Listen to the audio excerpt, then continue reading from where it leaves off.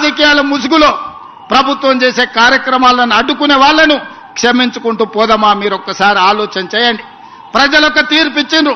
5 సంవత్సరాలు ఎవరు పరిపాలన సాగించాలో ప్రజలు ఆమోదం తెలిపిండ్రు. 5 సంవత్సరాల కోసం ప్రజలు ఎన్నుకున్న ప్రభుత్వాన్ని పని చేయనీయకుండా ప్రతిరోజు కోర్టులో లిటిగేషన్ వేసి పనులు చేస్తున్న వాళ్ళ మీద బురద జల్లి ఈ రోజు నగర అభివృద్ధిని అడ్డుకోవాలనే ప్రయత్నం చేస్తున్నారు. ఇవాళ ఫైనాన్షియల్ డిస్ట్రిక్ట్ అభివృద్ధి అయితే దాదాపుగా 10 లక్షల మందికి ఉద్యోగాలు వచ్చినాయి.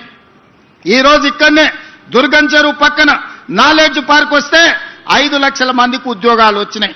అందుకే ఈరోజు గచ్చిబౌలి స్టేడియం పక్కన ఒక 400 ఎకరాల అభివృద్ధి చేస్తే ఇంకొక 5 లక్షల మందికి ఉద్యోగాలు కల్పించాలి, 1,00,000 కోట్లు పెట్టుబడులు తీసుకురావాలని విదేశీ పర్యటనలు చేసి అమెరికా, జపాన్, సౌత్ కొరియా లాంటి, సింగపూర్ లాంటి దేశాలలో పర్యటన చేసి దాదాపుగా 2,25,000 కోట్ల రూపాయలు పెట్టుబడులను ఆకర్షించి ఇవాళ సంస్థల్ని ప్రారంభించడానికి ప్రయత్నం చేస్తే ఈ రోజు పానకంలో పుడకలాక దాన్ని అడ్డుకున్నారు. ఇది తాత్కాలికమే.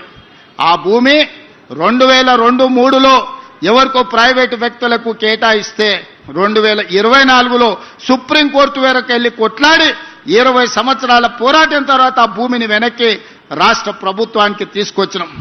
ఈ రోజు ఎవరో కొందరు అవాంతరాలు అడ్డంకులు కల్పించినంత మాత్రాన ప్రభుత్వం వెనక్కి తగ్గదు. చట్ట సభలలోనే కాదు, న్యాయస్థానాలలో న్యాయం కోసం కొట్లాడి ఆ స్థలాన్ని మళ్ళీ వెనక్కి తీసుకొచ్చి పెద్ద ఎత్తున ఐటీ కంపెనీలను అక్కడ ప్రారంభించడమే కాదు, లక్షలాది ఉద్యోగాలను కల్పించే ప్రయత్నము మన ప్రభుత్వం చేస్తుంది.